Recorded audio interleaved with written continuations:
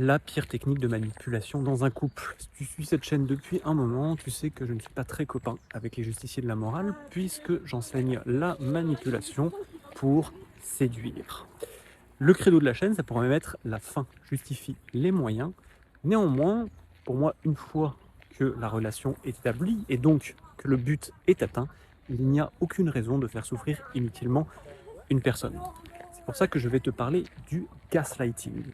Le gaslighting, ça vient de l'ancien film Gaslight, où un expert de la manipulation a fait tomber une riche héritière totalement folle amoureuse de lui, puis l'a rendue totalement folle dans le but de la dépouiller.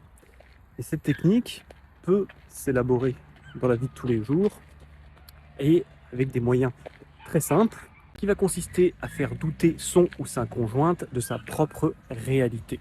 Et ça peut s'utiliser dans la vie de tous les jours, comme en remettant en cause, par exemple, ses engagements, comme eh bien, je n'ai jamais dit qu'on allait passer nos vacances ensemble, j'ai juste dit peut-être. Tu n'entends que ce que tu veux entendre, ou encore en minimisant ses actions, comme par exemple, mais ce n'était pas une critique, c'est toi qui es beaucoup trop émotive, ou encore en se servant des antécédents familiaux, comme mais pourquoi est-ce que tu agis comme ton père?